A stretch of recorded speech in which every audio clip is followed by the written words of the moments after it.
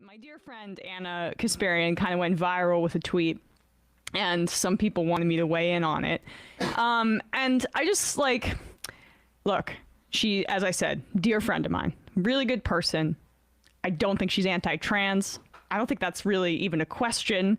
She has a long track record in this space, and I think her track record should speak for itself. She's been in this space for a long period of time and has done a ton of great work. What mattered to me was how all of this unfolded. What was the thing that sparked it? What started all of it? And initially, I was under the assumption that Rittenhouse was the person who was chasing after Joseph Rosenbaum, that's how it had started. But I was wrong about that, okay? So I want to correct the record. I was, in fact, wrong about that. So those details matter, right? Who was chasing who matters. The gunshots by some other unidentified person, that matters, especially if you're Rittenhouse and you're running away and then you hear shots and then Rosenbaum lunges toward him. And then we're going to talk about Rittenhouse. And you So he knew Rittenhouse was going to come up. Yeah. I think they agreed on the topics ahead of time. Okay. Wow. Okay. And you know, we had to look. Jake is his own man. The best I can do is share my perspective. And I just told him, I was like, but he was acting in self-defense. He's like, but look, Jake just has a different perspective. It is what it is. Like, I'm not here to talk about Jake. You know, like we and again, I want to give him credit because we can have the conversation on air, this exact conversation. And he's going to say the exact same thing. I'm going to say my piece. And it's not going to lead to like an uncomfortable relationship with him. It's not going to lead to retaliation. And I really commend him for having an open mind. But to him, he just disagrees about it being self-defense. He thinks like he didn't need to like shoot the gun. He didn't need to kill people. I hear you. I wish it didn't end that way. But if I were in his shoes, I would have done the same thing. Yeah. I probably would have prayed and sprayed. So deleted tweets from Anna the Juniper. Yeah, I showed some of this already. I don't give a shit how many viewers turn on me. I will never minimize any political violence of any kind. It's what losers do when they can't strategize and win an argument. You're fucking brain dead. Don't gaslight me to say that barricading someone in a fucking classroom for 3 fucking hours is non-violent. The speaker had nothing to do with the KKK. Disgusting. Barricading speakers is not violent. You are genuinely stupid if you cannot see how insane it is. You're comparing trans people to defending ourselves with groups like the KKK. The civil rights movement did not use the same strategies of the trans movement. They didn't barricade speakers they disagreed with in a classroom for 3 hours. They persuaded through nonviolence of showing America their humanity. When you move into like these more fringe areas of like, I mean, there was a story out of the UK this week, blows my mind. There was an LGBTQ group in the UK who suggested that instead of referring to vaginas as vaginas because it might be offensive to transgender men, one of the potential replacements or substitutes could be bonus hole. That is literal fucking propaganda. This is the same shit as when Joe Rogan went out there and said, well, a guy I know, his wife works at a school where they let the kids just shit in litter boxes because they identify as cats. That's bullshit. So you got these two guys, I don't know there, ragging on Anna Kasparian, saying that she is lying and that it's propaganda. And Anna responded, I don't make things up, and my point is that this stuff turns people off. It's not really controversial, and Anna's correct. Yeah, this is a story. We covered it. It's a story. It happened. Bonus hole. Why it's going viral. Because an organization said, use the term bonus hole if some people are offended by it. The Young Turks. No, not the kind that did unspeakable evils to the Armenians. The ones that are an internet news network. Yes, that one. What the fuck is happening over there? These guys have spawned careers from Hassan Abi to Dave Rubin, so you would expect, just from that limited 2-person selection, that their politics might be a little iffy, but, they call themselves the home of progressives. And yet, they've been out here defending Kyle Bloody Rittenhouse. And now they're doubling down on going full transphobe hours, because one of their hosts doesn't like the idea that someone might be called a birthing person on occasion. You do need to keep in mind that TERFs are prowling. They are looking for this. They are actively seeking this out, and they are trying to bring people in when they can find them already started on that thinking. Despite their trans employees leaving in protest, being called out by employees, friends and fans, and the fact that their objections to trans rights make no sense at all in the face of an ongoing global panic in regards to trans people, which is increasingly leaving bodies as well as horrifically repressive laws in its wake. So, what the hell is happening? Well, before I answer that, let me ask you another question. What would you say were the stages in the radicalization of an individual? You might think of something like the famous Pewdie pipeline, covered in a great many essays and articles since the 2016 election, collectively made all the white men in charge of everything who'd been ignoring all the signs of rising fascism around them ask, where did all the fascists come from? In the Pewdie pipeline model, the subject of future radicalization begins their journey by absorbing information or entertainment from fairly uncontroversial, popular, if edgy, sources, who lean into occasional problematic behaviour or feature people further down the radicalization pipeline as legitimate and trusted sources of information or entertainment or just as friends with the host.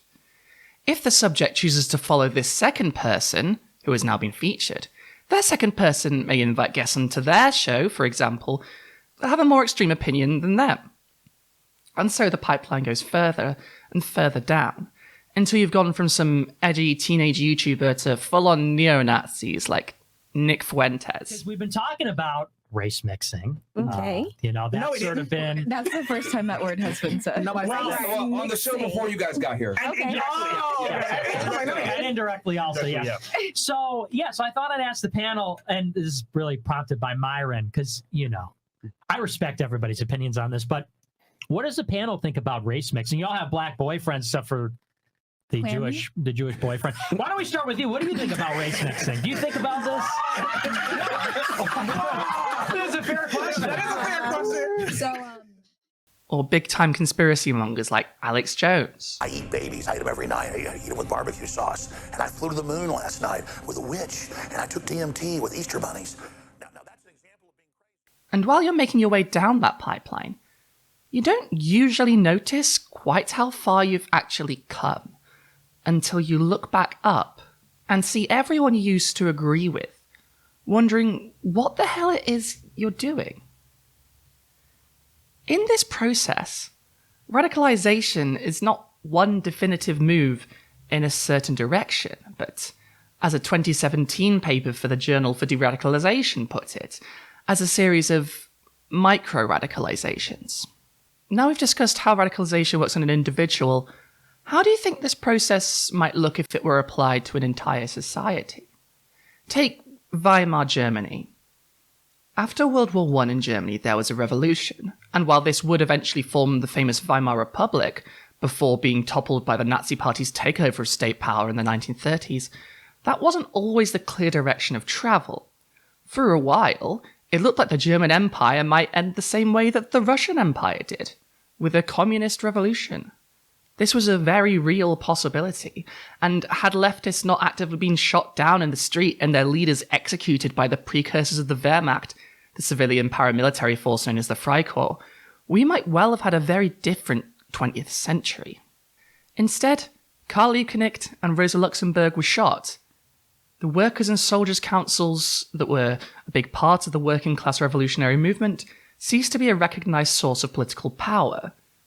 And anti-communist sentiment, having built up to violent levels in order to put this potentially revolution down, continued and mutated, along with its twin at the time, anti-Semitic sentiment, because the far right in the country largely believed these were one and the same. In their mind, communists were part of a Jewish plot to destroy Germany, a hangover from the lies the German High Command told the population regarding the end of World War I, that they could have won if they just hung on a little longer. That was a lie, but people believed it, and they came to believe that the revolutionary elements of their society had stabbed the country in the back. Anti-Jewish propaganda grew more prominent, more violent, and more full of obvious lies designed to make the population angry, and more likely to accept violence as an acceptable response to what they perceived as a threat to their country. This is obviously a bit of an oversimplification. The seeds of anti-Semitism were present in Europe for centuries, and we're missing also the anti-queer, anti-Roma, anti-disabled turns too, but the general outlook should look fairly similar. The more a populace is used to violent rhetoric about a certain group, the more normalized violent rhetoric is in daily life in general. And if a subject might have started out being an anti-communist, but otherwise fairly standard German with average morals, there's a chance if you use the same rhetoric they bought wholesale about the communists, about people who absolutely had no intention of destroying Germany and implementing their own system, they might believe it. And a lot of people did. But for a society to make that shift, that's more complicated than the journey of one person. Organizations, communities, these are more resilient to being pushed than a single human mind. They have the pressure of multiple people in an in-group to question each other and bring them back down to earth. To radicalize a society, you need to convince that society, or at least a large part of it. And what better way to do that than to use avenues that people implicitly trust? Their news sources, for example. A major source of radicalization in the 21st century, in the post-iPhone world, has been Facebook. In many countries, Facebook just is the internet. It's the portal through which they access everything.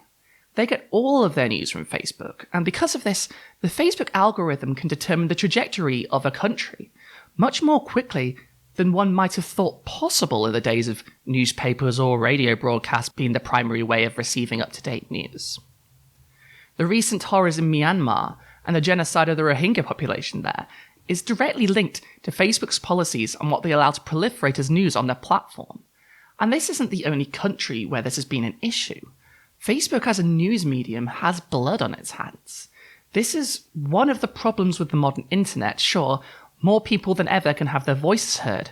But if you allow hate speech to proliferate and give it the same weight and validity as other sources, you confer legitimacy onto it. And people are going to start to believe it just as implicitly as if it were read to them by their national broadcaster. Would that people were smart enough to be skeptical of everything we hear, but we're not as a whole. And this isn't just a problem that can lead to disastrous consequences within a single country. The internet is global now. If you have a big enough platform, you can influence the opinions of the entire world, and you can radicalize people from Curacao to Kazakhstan from the safety of your bedroom. This is most acute when it comes to individuals, sure, and we see this with the way mass murderers from Norway to New Zealand cite American far-right influences in their manifestos. But we shouldn't discount the possibility of global change either. With enough people pushing in a direction, you can change the trajectory of public opinion the world over. And while this is most visible in organizations that are hateful from the outset, to really sell this shift, you need to have these counter-revolutionary opinions broadcast in places trusted all over the world. For example, the BBC. Oh, fuck. Young Turks is an American news show on YouTube that everyone calls progressive, but it's kind of annoyingly centrist, and at times can be deeply anti-progressive. For instance, their current heel turn on trans rights. Compared to other networks of similar size, though, it is further left than you might expect, given its popularity, its longevity, its success, and its influence. They were one of the first large outlets to take Bernie Sanders seriously as a presidential candidate in 2016, for example. Their main show is hosted by Cenk Uygur, aka Hassan's uncle, and generally bad opinion haver, and Ana Kasparian, an aspiring British columnist by proxy as someone coming from a left liberal tradition who's recently been going on right-wing news outlets as a guest and spouting off on Twitter about how trans rights activists have gone too far. There's something very real and very sincere, and it's uncomfortable, and it has not been an enjoyable process for me. It's been difficult.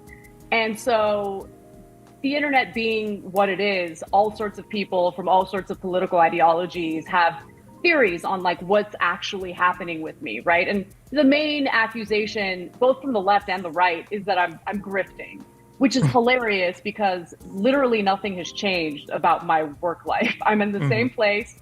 I have the same audience. The audience doesn't like some of what I have to say or some of the new conclusions I've come to. And so I wanted to kind of set the record straight about what I have personally experienced. I don't know what my political labels are at this point, right? Because I feel like I don't really fit anywhere. And that's just full honesty. It's, again, very uncomfortable for me. And I want to say that out of any point in my adult life, this is probably the point where I'm the most malleable and open to new.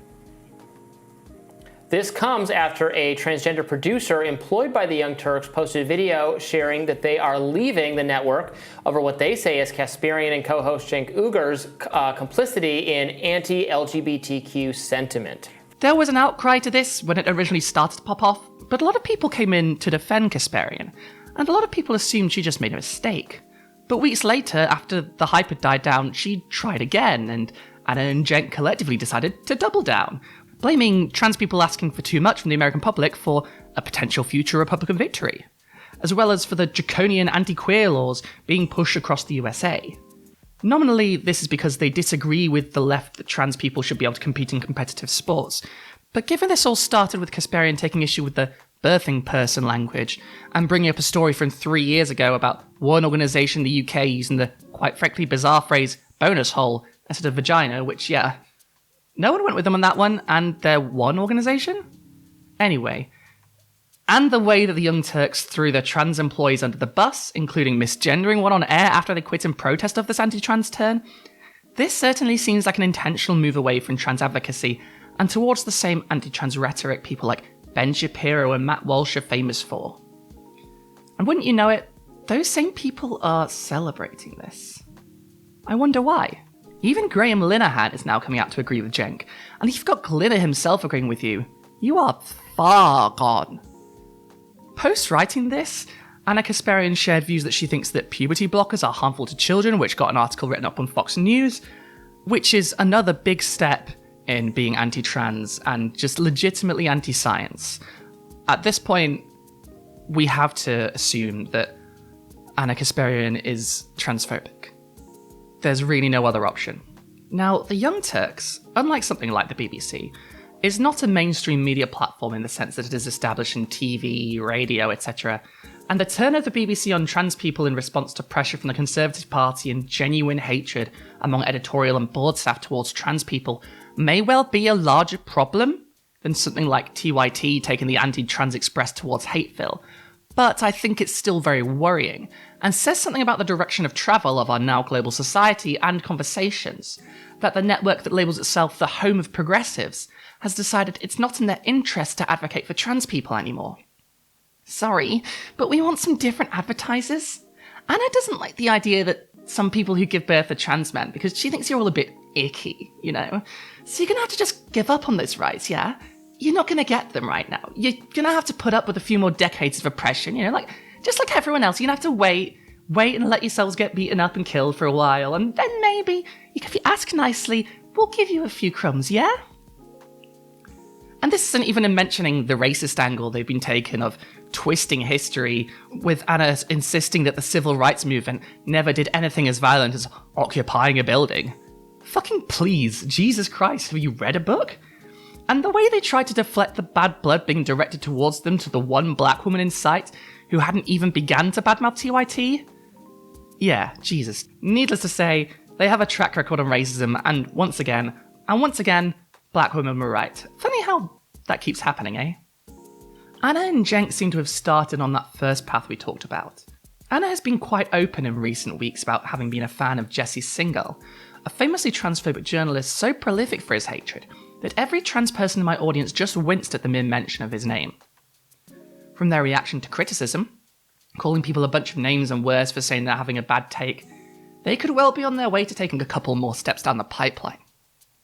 Typically in these scenarios, when people are putting transphobic opinions out in the open and are hostile to the backlash instead of listening to people's concerns, you can end up in a situation like that of, say, J.K. Rowling, another famous liberal turned transphobe, where the organised transphobes on the internet proceed to hugbox you, insisting all those trans people are just mean and wrong and that you're definitely in the right, that they agree with you, that they'll never attack you like those horrible trans people have.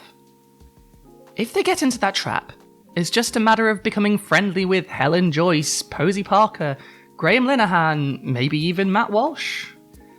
And they might not do that, but this is a step.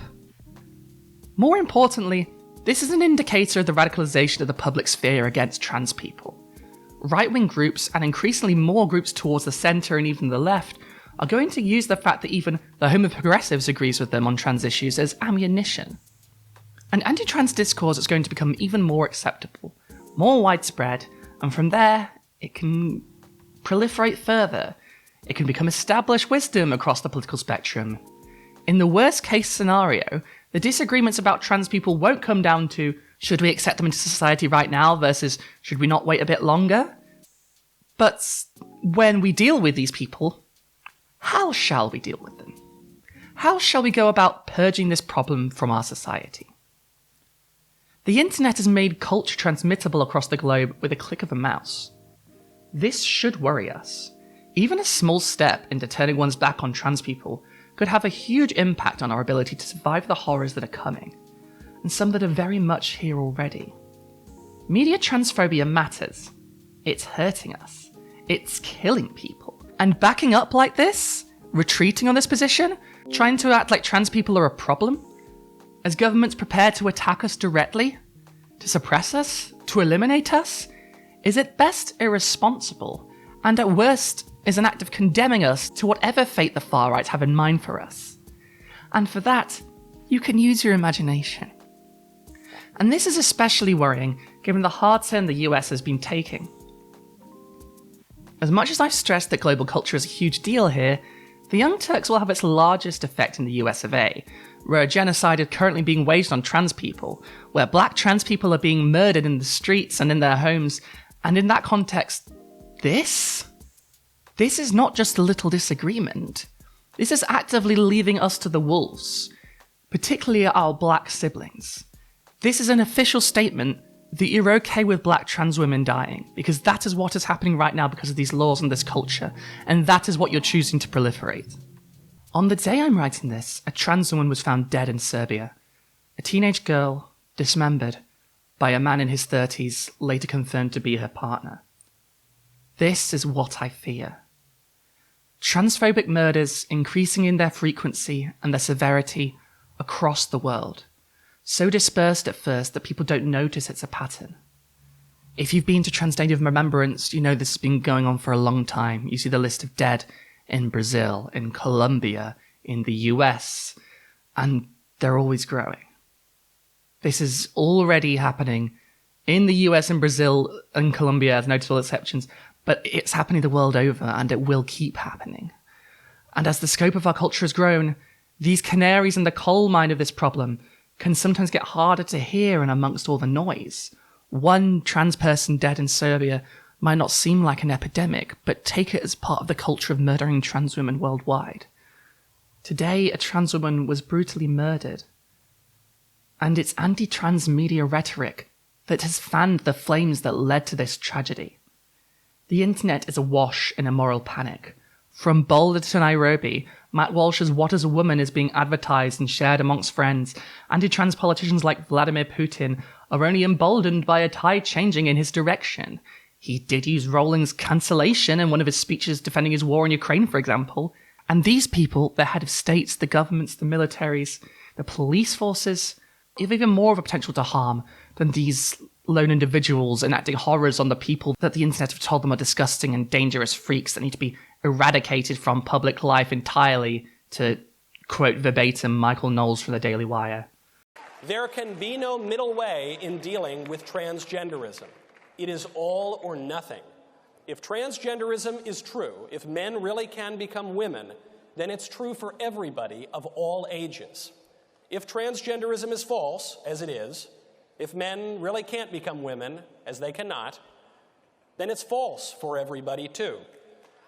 And if it's false, then we should not indulge it, especially since that indulgence requires taking away the rights and customs of so many people. If it is false, then for the good of society, and especially for the good of the poor people who have fallen prey to this confusion, transgenderism must be eradicated from public life entirely. The whole preposterous ideology at every level. Every turn away from us matters. We are not panicking because we can't take people disagreeing with us, as Cenk has alluded to. We merely see which way the wind is blowing.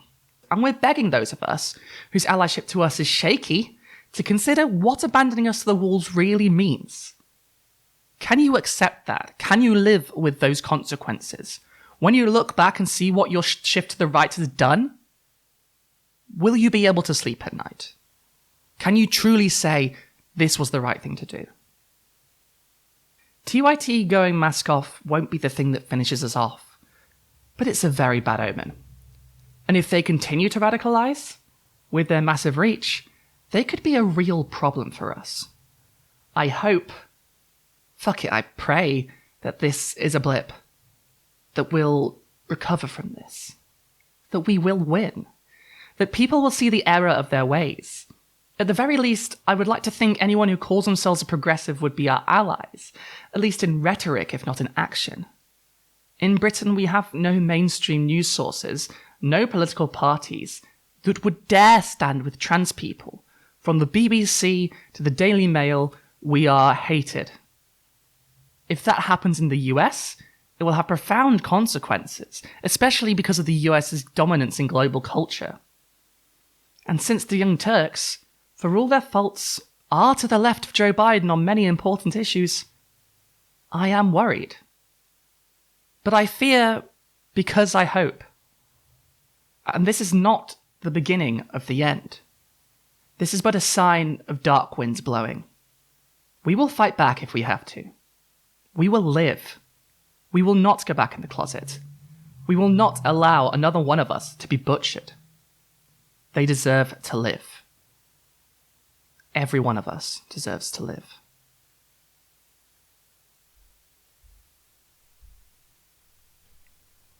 Radicalization is not a one-way street. De-radicalizations do happen, and just as micro-radicalization can turn a previously progressive person into a transphobe, they can undergo a micro-de-radicalization of that position too.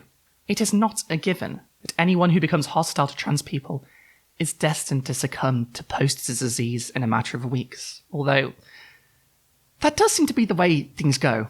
People rarely post normally again after posting transphobia. But these processes can be reversed. And this goes for society too. A world harshening towards us need not end in our doom. We can reverse this course. But to do so, we need people to fight with us. So for every TYT we lose, we need to gain allies just as prolific and more principled. I think we're up to that task. What do you think? And as always, thanks for watching.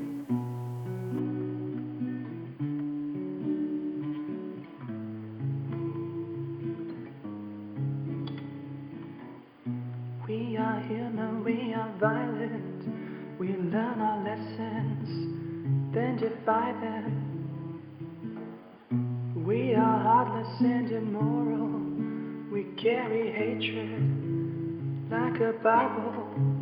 There's a hole in my life, land of blackness inside that seated me alive, leaving me to decide. Do I live with this pain as the rain starts to fall from my eye, asking myself why?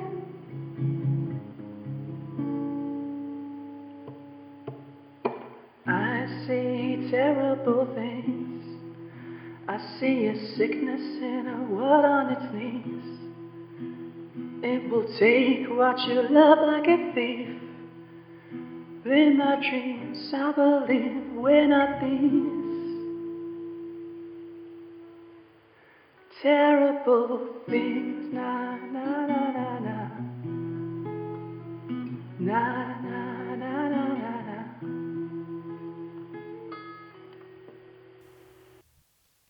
Hey everyone, I'm back in a new country. Hey, if you notice that this one was posted a little bit late, that's because it turns out if you're immigrating, you have to go out and go back in again sometimes, which makes absolutely no sense, but there we go, borders are a fuck. So, thank you if you're still here. Thank you for everyone who watched the end, and thank you for everyone who, helped me move away from Turf Island and to here, where I'm, where I've got two kittens now. So that's something. Everyone loves a kitten. Maybe I'll drop a video in here. Maybe I won't. Maybe I'll tease you. At some point, I'll post kittens. Subscribe for more kittens. Okay. Thank you so much for supporting me. If you have, please like and subscribe if you haven't already. And if you like the stuff, or you just think maybe it would be good if I could live and afford food, you can help me out by donating to me on Ko-fi or signing up to my Patreon, where if you sign up, you can get early access to my videos, exclusive content, and sometime in the next couple of months, a Discord server that I will set up so you can actually get a direct line to me, because, I mean, apparently people want that. I mean, I don't understand. I get to talk to myself all the time. I'm not that interesting. But, I mean, if you think, clearly I have stuff to say, and if you have stuff to say to me, I guess we can battle it out in the marketplace of ideas or whatever. Anyway, that's as little as £1 a month, and because of inflation, £1 is worth, well, it's worth £1, but £1 isn't worth that much in the grand scheme of things anymore. So I'm not lowering the price of my tiers, so it only gets cheaper from here on out. And thank you for everyone who signed up already. You've made a huge difference to me. It's the only reason I don't cry every time I go to the grocery store because I can't afford food. So if you want to join them, you could also be one of these people. If you sign up to my Patreon, I will read your name out at the end, just like these lovely people. Optimus9, Artie Wolf, Hayden Gaylor, Greg Noble, No Kings, Only Fools, H, Deanna McMillan, Carolina Regalado, Jenny Linsky, Alexandra Lilly, Jay Peterson, Anne Becerra, Howard Lott, Lara Van Loon, Scarjam, and Joey fucking Cobalt. Thank you. I love you all. You're the best. You keep the lights on. You keep my food in the fridge and in my mouth. So thank you very much. Please join them if you want to, and you'd be doing me a big favor, and you'll get good stuff. I have to say, you want a full conversation with Princess Weeks, which I know I left out a lot of that from the X-Men video. Pretty good. Pretty good. We had a lot of laughs. It was fun. Anyway, see you next time. I'll be back next time with some more videos. All right, keep on wizarding, everyone.